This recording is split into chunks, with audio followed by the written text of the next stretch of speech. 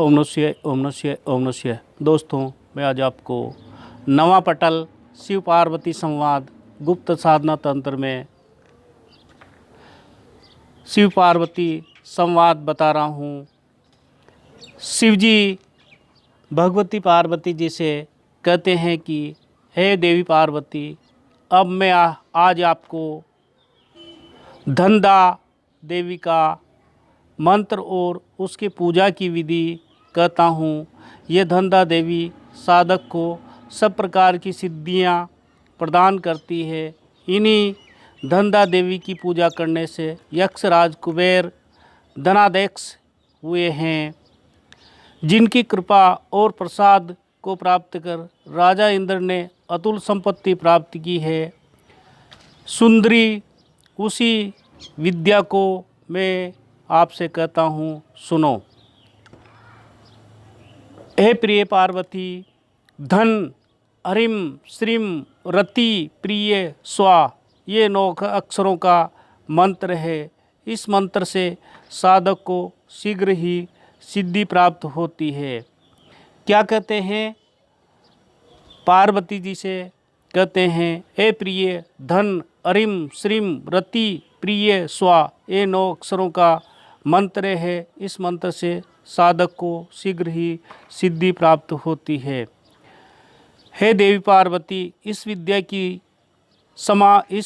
समान विद्या, इस मंत्र के जप की समान जप और इस मंत्र सिद्धि की समान सिद्धि और मैं नहीं जानता। यदि कोई 100 मुखों से भी इस विद्या के महामत्य वर्णन करने को कटिबद्ध हो तो भी इसके संपूर्ण महामत्य का वर्णन नहीं कर सकेगा। हे देवी पार्वती, भला फिर मैं अपने 5 मुखों से उसका वर्णन कैसे कर सकता हूँ? इस मंत्र के ऋषि कुबेर हैं और चंद पंक्ति है। देवता धनदा है, देवी कई है। ये धनदा देवी साधक को सब प्रकार की सिद्धि देती है। धनदा देवी साधक को धर्म, अर्थ, काम, मोक्ष चारों पदार्थों को देती है। हाँ, हृदयायनम हरिम शीर्षे स्वा, हुम शिकाय वसट, हरेम कवचाय हुम, हरोम नेत्राय ओसट, हरम अस्त्राय पट। इस प्रकार से देवी का संन्यास करने का विधान शिव जी ने पार्वती जी को बताया गया है। इसके उपरांत धनदा देवी का ध्यान कहता हूँ, श्रवण करो। इस प्रकार ध्यान के अनुसार देवी के स्वरूप को विचार कर चिंतन करने से साधक सब प्रकार की सिद्धि पा सकता है।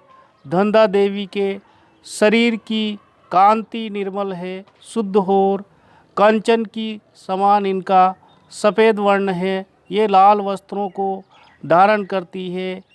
इनके चारों हाथों में से 2 में सोने के 2 पद्म और 2 में अभय मुद्रा और अंकुश विद्यमान है।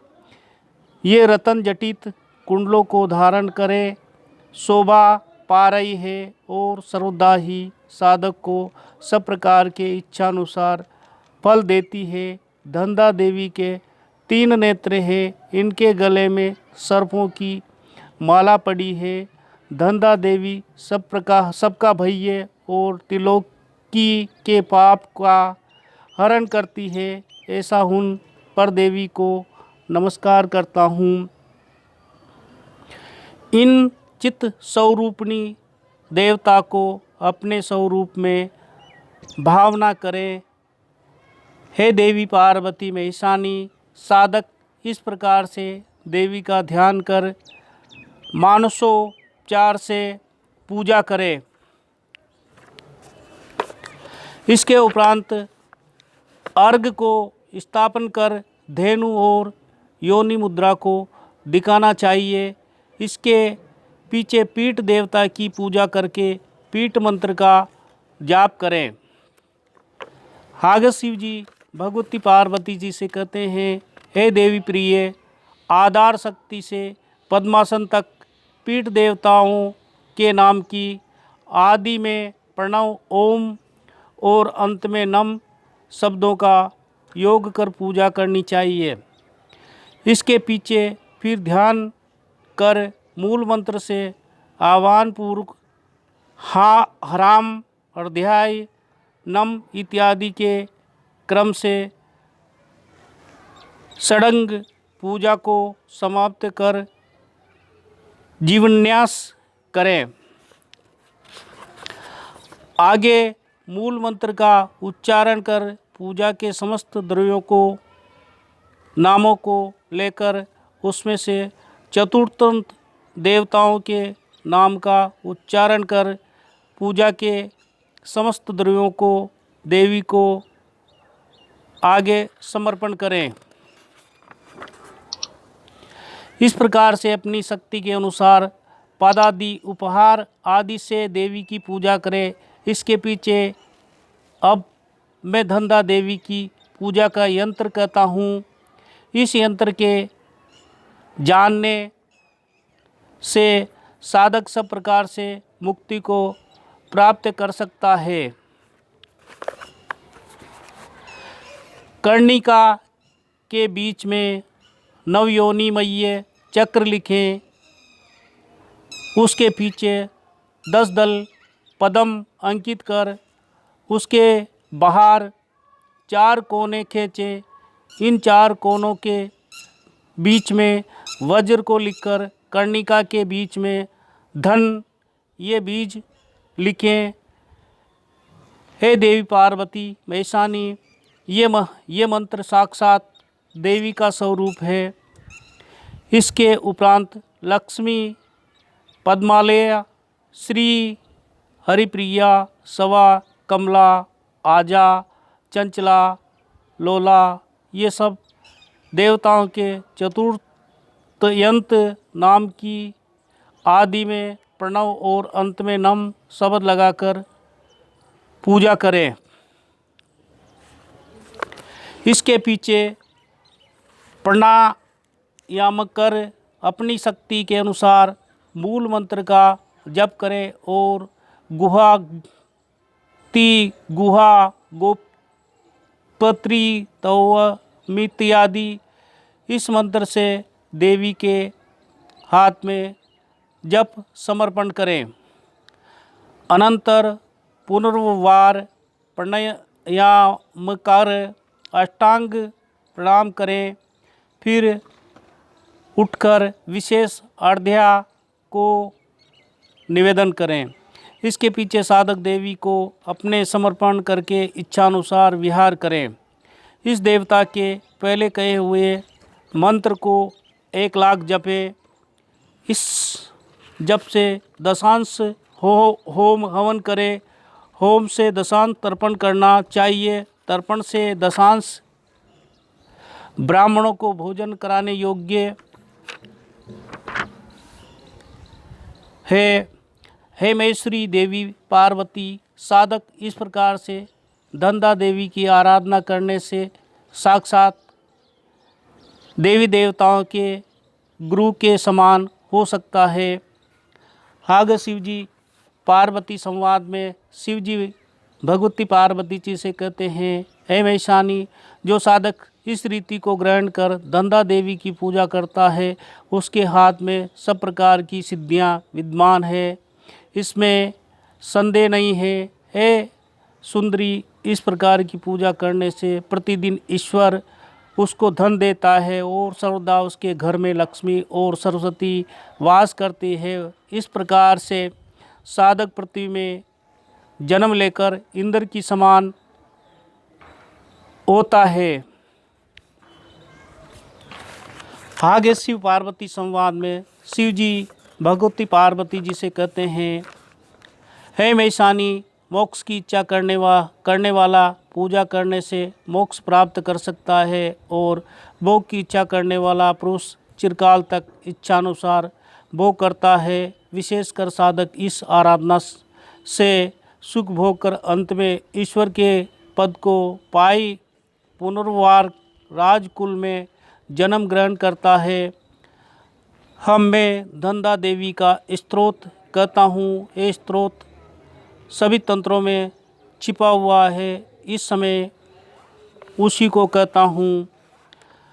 आगे शिव जी भगवती पार्वती से कहते हैं, ए देवी तुम जगन्मयी हो, साधक को सर्व प्रकार का मंगल और महासंपत्ति देती हो। हे देवी धनदे, मैं तुमको नमस्कार करता हूँ। आगे शिव जी भगवती पार्वती जी से कहते हैं, हे देवी तुम साधकों को महाभोग की देने वाले और उसके सभी मनोरथ को पूर्ण करती हो, फिर सुख और मोक्ष की भी देने वाली हो। हे देवी धनदे, मैं तुमको नमस्कार कहता हूँ।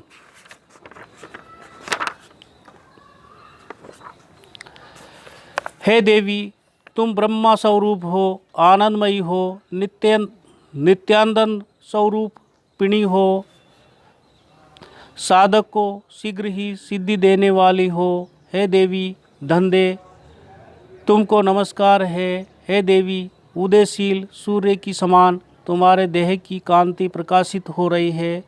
तुम आदित्य मंडल में निवास करती हो और फिर तुमने शिव जी को भी तत्व ज्ञान प्रदान किया है। हे देवी धनदे, तुम्हें नमस्कार है। हे देवी तुम विष्णु स्वरूपा हो, इस अनंत ब्रह्मांड की अभिष्ट देवता हो।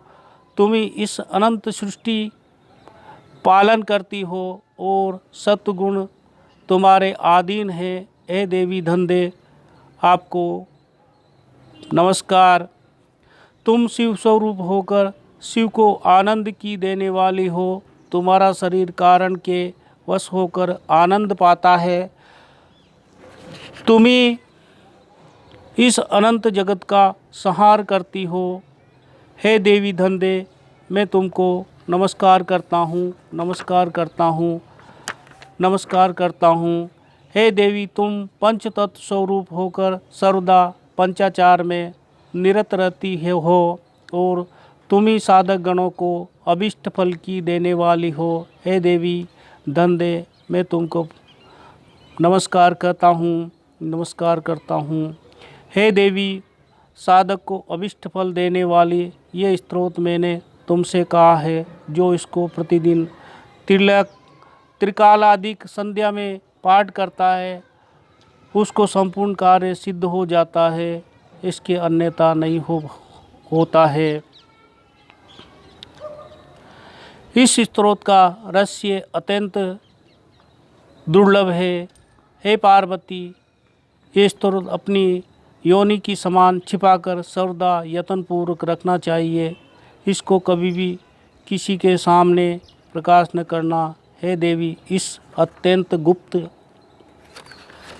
प्रात पर ब्रह्मा स्वरूप स्तोत्र के पाठ करने से साधक चिरकाल तक को धनवान हो जाता है, इसमें संशय नहीं है। हे देवी फिर बोली,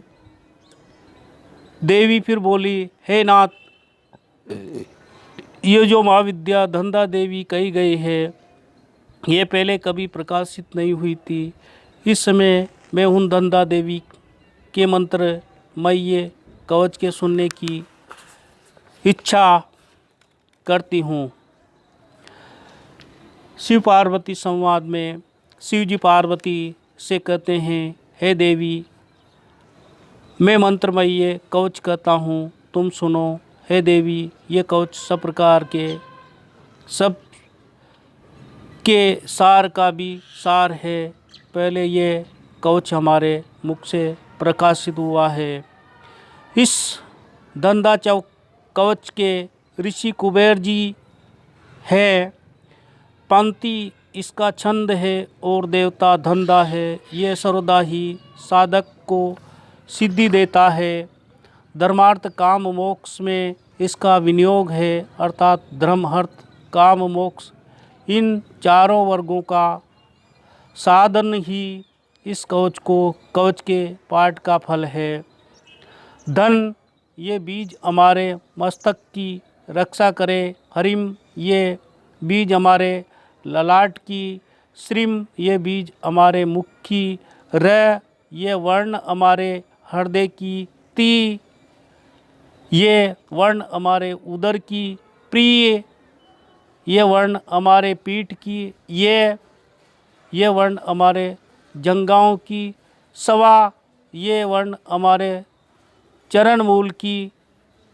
और ह, ये वर्ण हमारी शिका से लेकर चरण तक हमारे सब शरीर की रक्षा करे। हे प्रिय, तुम्हारे निकट ये कवच मैंने कहा है, ये सब सिद्धि का देने वाला है। कवच अर्थात वक्तर के पहनने से जिस प्रकार शरीर में अस्त्र आदि नहीं बिग सकते, उसी प्रकार से इस कवच के पाठ करने से समस्त शरीर रक्षित होता है।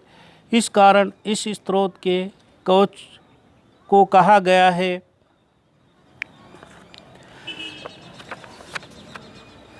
आगे शिव जी कहते हैं, हे देवी, यदि कोई साधक विधि पूर्वक गुरु का पूजन कर इस कवच का पाठ करता है तो वह सहस्त्र वर्ष की पूजा के फल को पाता है और उसमें भी अधिक फल प्राप्त होता है।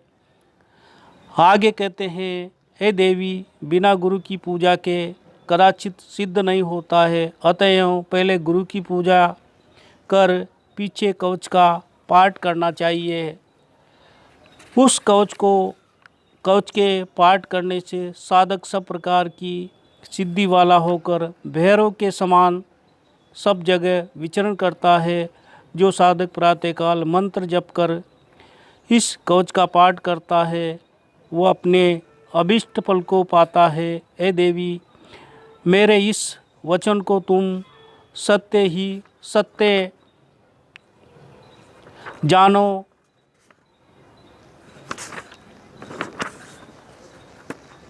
इसमें किसी प्रकार का संदेह न करो। हे प्रिय, जो मनुष्य पूजा के समय धनदा देवी का अपने हृदय कमल में ध्यान करके इस कवच का पाठ करता है, सो मनुष्य 6 मास के बीच ही सिद्धि को पा सकता है। जो संध्या के समय इस कवच का पाठ करे वह स्वयं शिव स्वरूप हो जाता है, इसमें संदेह नहीं है। आगे शिव जी पार्वती जी से कहते हैं, हे देवी, यदि भोजपत्र पर यह कवच लिखकर स्वर्ण के ताबीज में मढ़कर पुरुष दाहिनी भुजा में और स्त्री बाईं भुजा में धारण करते हैं, वह सब सिद्धि संपन्न होकर धनवान और पुत्रवान हो जाते हैं। आगे शिव जी पार्वती संवाद में कहते हैं, ऐ सुंदरी, इस कवच को न जानकर जो मनुष्य धनदा देवी की आराधना करता है वह मनुष्य शस्त्रघात से पतित होकर मृत्यु के मुख में जाता है। आगे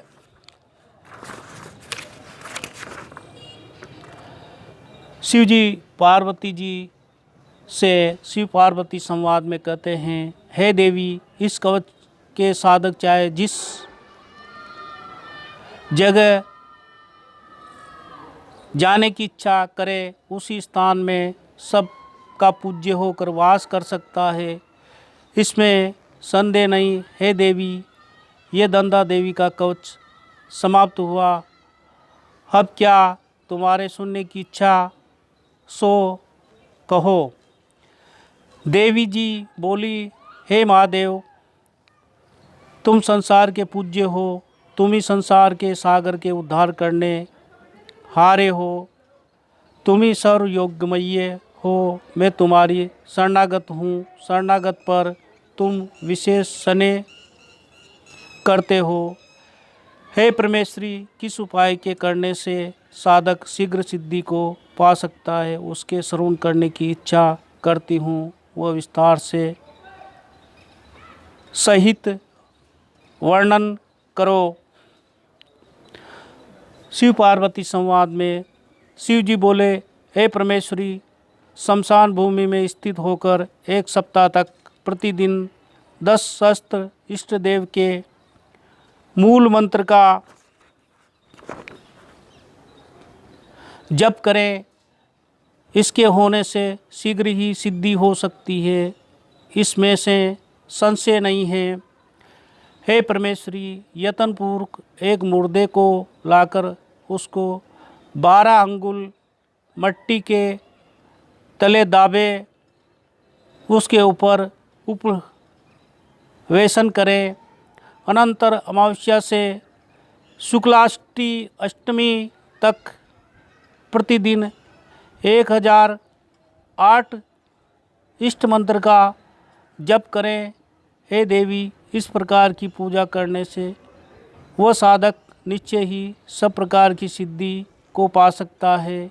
हे प्रिय, तुम मेरे इस वचन को कदाचित अन्यथा मत जानी है। आगे शिव जी पार्वती जी से शिव पार्वती संवाद में कहते हैं, हे सुरेश्वरी, मैंने ये सिद्धि की रीति कही। इस तत्व ज्ञान होने से सिद्धि की प्राप्ति होती है। हे देवी, कदाचित भी तत्व ज्ञान के बिना जाने साधक को सिद्धि नहीं होती है।